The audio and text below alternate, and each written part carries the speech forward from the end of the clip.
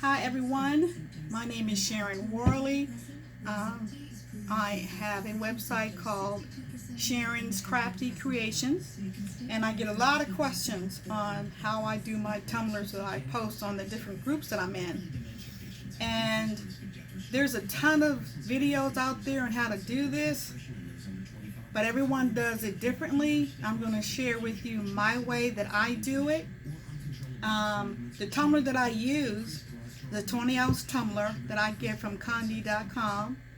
And by the way, I'm going to have all the links of everything that I use listed below that you'll see in this video. But again, I get these from Conde. They're very good and they're very fast with their shipment. I could order on Monday and I'll get it probably that next week on a Tuesday. So I'm going to get right into this. And bear with me because this is my first time doing a video. So what you're going to do, you're going to have your cup in front of you, sublimated cup. And like I said, this is a 20 ounce, and you're going to take your image, and I've done this image before, but I did a quite different background. The other background that I put on this lemonade girl, it had watermarks on it, and I didn't realize it until after I put it on a cup. But anyway, I put a different lemon background on it. I print on 11 by 17 paper, and that's A-sub paper. And I'll have a link to that paper that I purchased from Amazon as well.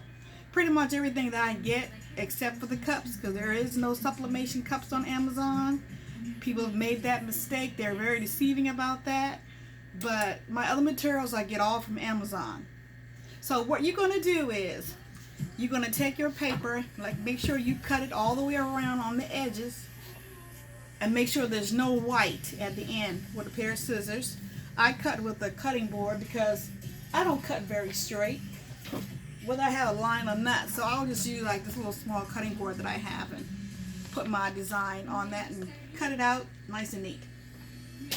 In the event, you're going to take your cut, you're going to put your design, I'm already putting it on backwards. You're going to make sure first also that your design is mirrored whenever you do sublimation.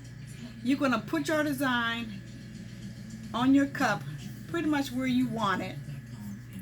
And I'm just going to start it here. The main thing is to have your image very, very tight going around your cup. That is the most important thing.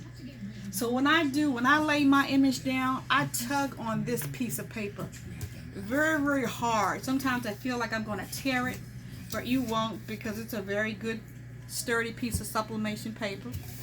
And you want a small margin. You don't want a whole lot overlap, just a little bit. You'll see why once it's sublimated. You won't see a whole lot of lines, but you got to make sure that you have a little teeny bit overlap. I don't know if you can just see that, but it's not that much of overlap, just to seal this up. Make sure your image is nice and even up at the top. If there's any overlap here, don't worry about it, because you can take your image and push it inside the cup. So, and same with the bottom. A lot of times I will put some overlap up at the top because I don't like a lot of overlap up at the bottom. So I look at the top and I look at my bottom, and I try to make sure my bottom doesn't have a lot hanging off, because that's okay. I'll push it more so up at the top. So if I do have an overlap, like I say, I'll push it inside the cup. And when you do that, you have a nice even look, because you won't be able to tell where it starts and where it begins when you put your image inside the cup. So again, you're going to pull on this really, really tight to line this up. Not line it, but really to close this up. You want it lined up as well. And what I use this tape. This tape is the heat tape, but it's a wider heat tape. I like this better than the skinny tape because it covers better. It covers more, and I won't have to use as much. So what I do is that I'll put a piece of tape. Sometimes it's pretty tricky trying to hold this down and make sure your stuff is lined up good. I will put a piece of tape going across while pulling, and I pulled the tape, not the paper. So let me get another piece of tape. Sometimes I pull a little too tight. And I'll put my tape across the cup this way. Mash that down good, and I'll keep pulling as I go down. Because you want your image to be adherent to your cup, as best as possible. Go all the way down, closing up your seam. And like I say, I pull the paper as I go because I want it to be nice and tight. If you have any gaps and air or what have you gets under there, you'll see like white. They call it ghosting because your image wasn't really adhered to your cup tight. So that's very important to get this down tight and clinging really, really good. So now I got my pieces of tape. You can start rubbing and feeling to make sure that there's no bubbles as you run your hand down your cup. You want this image as smooth as possible on your cup. So now I'm going to take some tape and run it down the side seam. Because like I say, all these seams should be covered. I just start going crossway first to get a good grip on it. So I'll go down the middle now. I'm bad about this tape stick, so go down the middle. I press really good, closing that seam up again. And any over, you can just bend it at the bottom. Put one more piece of tape here, and then as you see, I can pull it and put it inside the cup. It doesn't matter because you're going to do this around the whole cup when it's time for us to go up to the top. So right now that piece is inside. So I mash it down good.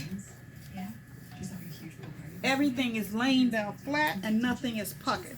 So you see how flat this seam is. There's nothing puckered. There's nothing sticking up. And the wide tape is really, really good to have. Now we're going to go up to the top.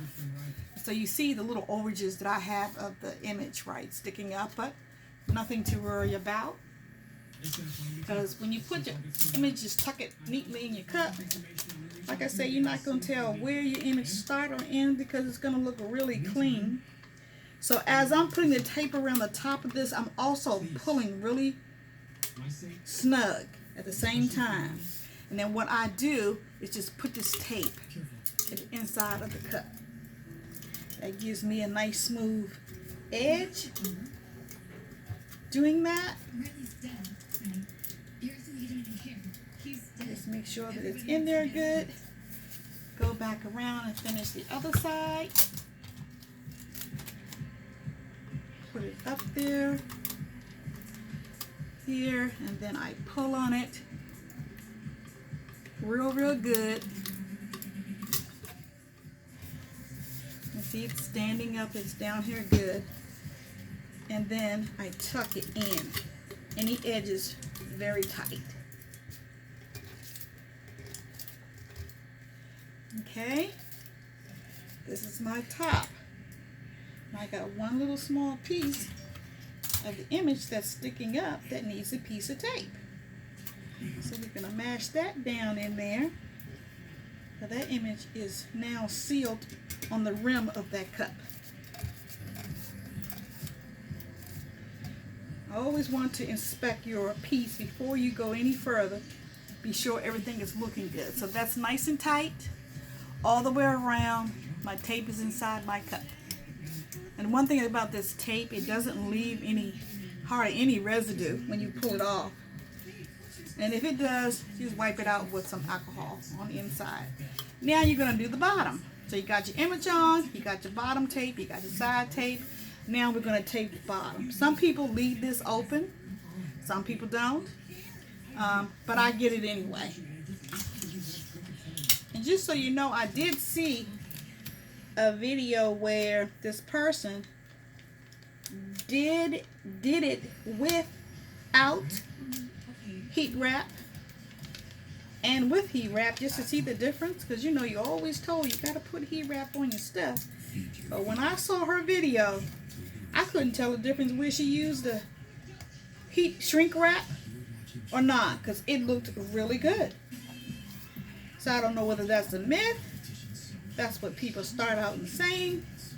You got to use heat wrap, but she did both and it came out excellent. So I'm just going to make sure that I adhere this tape around on the bottom, pulling it as I go to keep it flat against the cup. Because if you have any puckers, then you're going to have, when you take off your image, you're going to have some white because it's not laying down flat. Okay, I got this all in here nice and flat. Looks like it to me.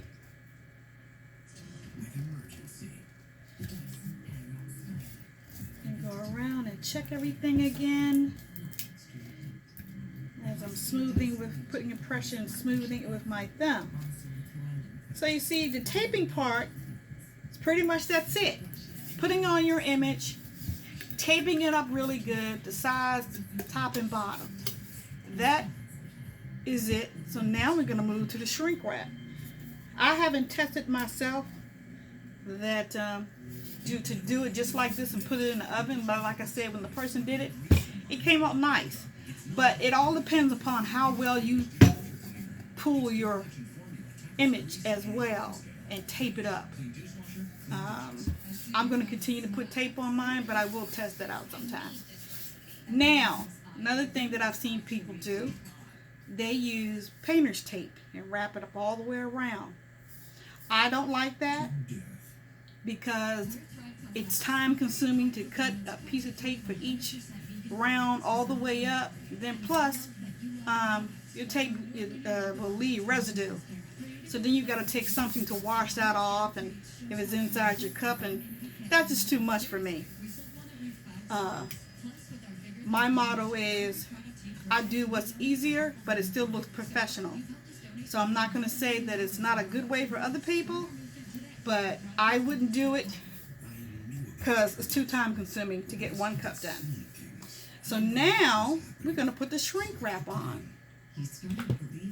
And I'm going to tell you, my first dealt with the shrink wrap, I didn't like that either, because I could not get this baby to lay down flat on my cup. When I hit it with that heat gun, it crunches up too fast, and it's supposed to be laying down nice and smooth and tight on your cup. But it was crunched up, and it looked like I had a ball up here, and I did it about 3 times, and I still couldn't get it. So, you know, I looked at this and kept staring at it. I said, I'm going to do this my way, because my brain is still thinking about the wrapping method. So what I did, put my cup inside of this shrink wrap, and it's a very good shrink wrap. But here's my little tip and trick that I did. Y'all put it in the center, just like this, because you know this is supposed to be on your cup tight, and this is what the heat does. You know, it's in the center of the wrap. What I did, I was like, I don't need all this stuff up here. This is what crunches up on me. So I just cut it off. And I think I cut off like maybe an inch. It looks like maybe an inch or 2 inches. I don't know. I don't measure it. I just cut it off. So I'm going to wrap my cup up again. It's almost just like I'm doing a present.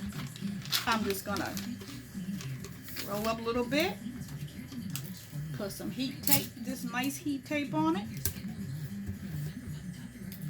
At one time I did use painter's tape to test it to inside of here. And painter's tape is okay, but every so often the outside it would pop off. It didn't destroy my cup, but it's really not made for heat. And that's why I went ahead and decided to go ahead and use the heat tape, because that's what it's for. And that's what it's made for, so it's not going to pop off. One time it did pop off just a little bit because I'm doing it different, but it did not mess up my cup. So I put some more tape on here.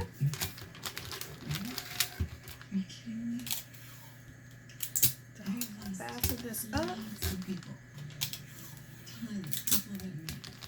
Just secure it down, even though the heat's going to get it, but I do this to eliminate that bulkiness. When I use that heat gun, I just couldn't get that. And I think that's sometimes why people use painter's tape, because they didn't like the way the shrink wrap was acting for them. So you see, it's already almost nice and smooth now, but it's going to be either smoother when I hit it with the heat tape. Okay, so we're all nice and wrapped up. You're going to take your gun, heat gun, and this heats up pretty quickly, and I usually start at the end of this. And I do the end first, and it goes in nicely. When I hit the end, and you see how nice and tight that is already? So how it grips your edges, see? That's why you're going to have smooth image on your cup, because it's holding it. Then what I do is that I go back and forth with this. So I will start and go back and forth to smooth this out. At the same time, it's sealing my image. I go like that. You will see all the little wrinkles go to the end because it's gripping your cup. And of course it's doing the other end at the same time. I don't hold it too close to the cup, but I hold it when I see little crinkles. I'll start there. It'll work their way out as they're doing now.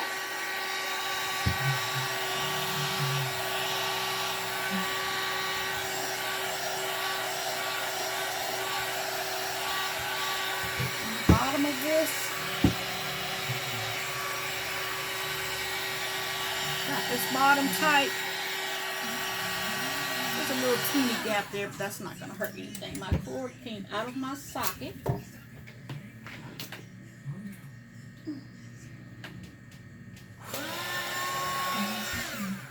Oh, things happen when you're trying to record something for the first time. But I'm pretty much done and finishing this. I don't see any more crinkles. I think I got everything I heard and smooth out, so I can't grip it anymore.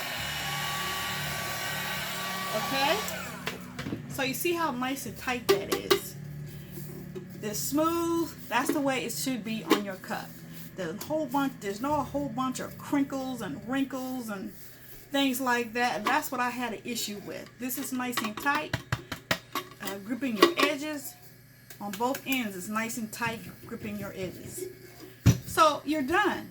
So it's just a matter of putting on your image, pulling it real tight to make sure that it's snug. You don't have a huge overlap. And then, like I say, taping up your cup really well, the sides, the seams, and then taping the top and then the bottom. And then putting on your shrink wrap. You just cut it the way I did to make it fit. Like I say, there's no specific amount, but I just eyeball and just cut it off and wrap it up. Now, we're going to put this in my oven. I have a Convection Oyster oven, and it's a nice size oven. I think you get about 4 to 5 cups in that oven. And I will post a link for that as well that I got from Amazon. It's a turbo convection oven. And what I do for this particular oven, I heat my oven to it's 400. And while I'm doing this, while I was heating it up, preheating it, it got up to like maybe 420. And it will do that if you don't have a gauge in your oven. Let's see if I can show you what I have. This is my convection oven. It's an Oyster, and here I have it on 375 because, like I said, I had it heated up on 400, and then when I come back and look later, it's almost like 430 and it's reaching higher. So I just dropped mine down to 375. And when I do that, that works because I don't have to adjust it anymore, because when I open my oven, I have a thermometer in my oven. And this thermometer I go by faithfully, because not all convection ovens will heat up. It might say 400, but in actuality, my thermometer could show 450. So when I see my thermometer up higher, I drop my heat to 375, and that's it. I won't have to drop it anymore. But that's what the I don't know if we got a shot of that thermometer that I keep hanging in my oven, and I keep it there. It's very good. I live by it, and I don't take it out. I just let it hang in there to keep my temperature regulated the way it should. So right now my temperature do say 400, and so it's all set to go. So now I'm gonna stick my cup in here, and I just pretty much place it in the center of my oven, and that's it. So I'm gonna let that sit in there for 6 minutes, and I'll set my timer for 6 minutes, and then when my 6 minutes is up, I will come back and we will see the results.